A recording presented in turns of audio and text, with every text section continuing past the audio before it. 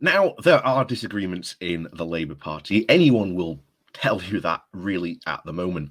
But there is one idea that unites all of the Labour Party in this thinking, and this is the new yet emerging idea of localism. Localism, the idea that a local council or even a city region or even a region itself should have the power to determine how money is spent and what projects it should do to maybe help regeneration, education, etc., etc. And these ideas are growing very, very fast in the Labour movement. Indeed, this isn't a Labour centrist, Labour leftist position. They are very much being united over this. Hope that doesn't come on the mic. Just a helicopter flying over. But yes, hopefully they will unite over this, because localism is very, very fastly becoming a very good and very interesting political idea that is taking root here in the UK. The whole idea that decision making should not be solely limited to Westminster is very quickly taking root across the UK. Now, of course, we have the Tories as well, who are also trying to jump on this bandwagon of localism, saying, oh, yes, we're for this. We want local people to make decisions, etc., etc. But no, this is very, very much linked to a very right-wing libertarian idea, and the fact that maybe you might get a new local mayor, but you won't get the money or even the powers necessary to actually make these decisions. That is certainly the Tory way of doing things. But one of the big discussions, certainly around this, of course, is the bringing back into public ownership, or shall we say local ownership, of bus services. And this piece in the Yorkshire Bylines today we're going to go through shows just how bad bus privatisation actually has been for communities here in the north as well as throughout the UK, and how bringing these companies back into local ownership can be a massive boon for a town, city, or even region. So before we do that, please do remember to hit that like, share, and subscribe button. And of course, please do have a look at my have a look at the Patreon page and the one-off donation link. Buy me a coffee down below. It's early, and I was out last night. So yeah, thank you very much to all those people who do support the channel, and those links down below. Anyway, on with this. Like I said, this comes with the Yorkshire Bylines. The title of "The North's Buses Must Return to Public Ownership: A Lesson in Privatisation."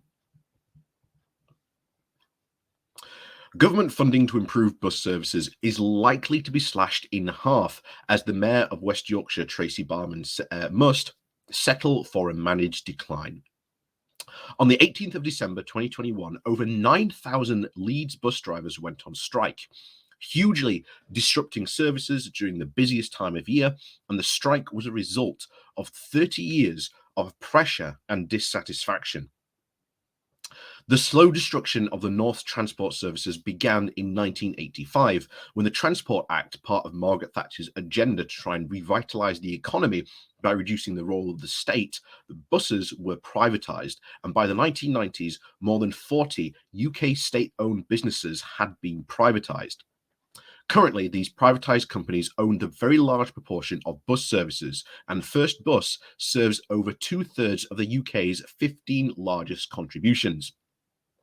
It was also assumed that the free market would eventually establish an equilibrium between supply and demand, and would raise standards by giving organisations more autonomy to improve quality, innovate, and meet the demand for keep a competitive edge. This just did not happen. Instead, we got bus wars. Deregulation resulted in bus wars that still go on to this day. Bus companies began operating on their competitors' routes, often flooding the streets with empty buses in an attempt to try and drive away the competition for the most lucrative routes. In 2000, The Independent reported that Stagecoach was found guilty of using dirty tricks to try and lure away passengers from rival companies in Manchester's bus wars. parking its vehicles on bus stops of other operators in the city centre square, blocking their access, and stagecoach inspectors stood in front of rival vehicles, obstructing doors and herding passengers towards waiting stagecoach buses. And of course, more than 3,000 bus routes have been cut since 2019, and 1.34 million bus miles have been lost, and Yorkshire has seen a cut of about 20%. When asked about the shrinking bus networks back in 2018, John Disney, a transport researcher and lecturer at the Nottingham Business School, told the BBC this: commercial bus operators definitely over the last 10 years have become much more risk averse. So they are really concentrating on what they consider to be their core routes, and they are not really bothered about much else. In recent years, though, bus companies have even struggled to make a profit and have had to downsize. First Group sold its prized US business, the lost rail franchises such as ScotsRail. And since 2020, fare paying and concessionary fare rates have declined by at least 65%. And although this can be blamed on the pandemic, data does suggest that this has been a very much an ongoing concern since passenger journeys have fallen since about 38% between 1982 and 2017. This, of course, may explain rising bus fares, which have increased by about 403%, despite companies also receiving around 42% of funding from taxation. And the price rises have affected customer satisfaction too, with First Bus rated as one of the worst bus services in the UK. The UN exporter Phillips Ashton also highlighted the various problems with the ways that buses are run in the UK, placing severe barriers to low-income people who are heavily impacted by the rising costs of services and cuts. An inability to afford transportation can prevent people from accessing nearby services, limiting their access to work, reducing the quality of life, and also increasing health inequities. These cuts to bus routes have also had a very significant impact in rural communities, such as Swiverdale and Upper Westfaldgate in North Yorkshire. They rely on volunteer bus drivers and voluntary managed bus companies, without which there would be no rural buses at all. The cutbacks do affect many people, such as the elderly who have a bus travel, for whom bus travel is indeed a lifeline. Raising standards for public transport can help alleviate poverty and stimulate the company, as well as around over 4,000 workers who are now in more better and more productive jobs. The public are frustrated. Campaigns such as Better Buses for Yorkshire, Megaphone, and We Own It are calling for buses to return to public control, and they are a growing consensus within the local government that buses would be run better under public control. Greater Manchester is already taking the first steps to become the first city outside of London to bring buses back under public control. In Edinburgh, Lothian Buses is an award-winning bus company owned by the public that has kept its buses fares low and services running well. However, returning buses to public ownership may just be a very slow and arduous process that some council leaders, such as Clyde James Lewis, have been accusing the government of putting obstacles in the way. Combined authorities have been the olive branch that the central government has been offering local governments to offer them more control. The West Yorkshire Bus Alliance is one of the many incentives that have been allowed by the central government, in which the combined authorities work with private companies to try and improve services. It aims to try and give the public sector more responsibility and accountability, while retaining a degree of commercial freedom for bus operators. So why should we care? The use of an individual, obviously cars, is harming even the economy.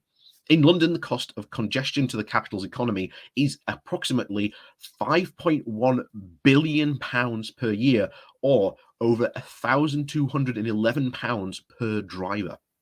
Reducing the use of petrol and diesel cars would also have a very positive effect on the environment.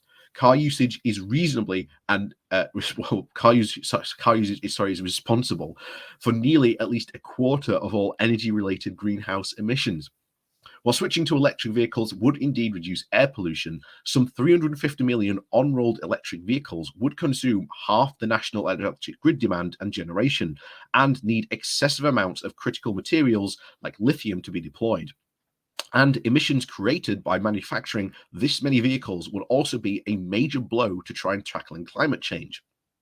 Investing in public transport is vital to slash the emissions by 78% by 2035, and returning buses to public ownership will raise the quality of services, reduce inequality, and reduce the burden on the public purse. With a consensus between social movements and local governments that bus services would be run better under public control, perhaps the age of privatisation of bus services is slowly coming to an end. And I've said before that a lot of people, um, bringing stuff and renationalizing stuff is a bit of a, oh, isn't that a bit of a scary thing? Didn't all the nationalization stuff, really fail? That's why, we moved away from it in the 80s. But no, no. A lot of it was, again, caused of massive years of underfunding to these services, mostly by, again, conservative governments.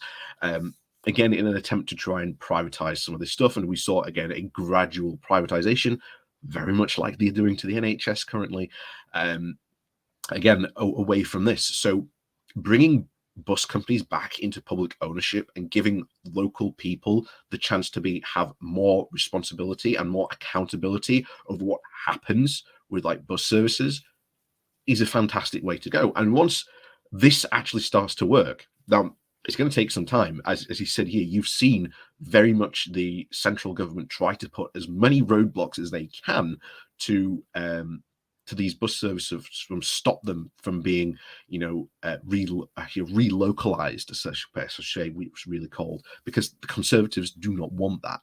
At the end of the day, they are very, very much privatization still. But like I say, this is definitely something we have to keep an eye on, and the campaigns and movement groups in your areas to relocalize the bus services, go out and join them, get involved with them. Again, it's going to be very, very good for, again, not only the North, but other regions around the UK as well. So, as always, thank you very much for watching. Please do hit that like, share, and subscribe button on your way out. And of course, down below, there are links to my Patreon page and a one-off link called Buy Me a Coffee, where you can, buy me a coffee. And as always, thank you very much for watching, and we'll see you all next.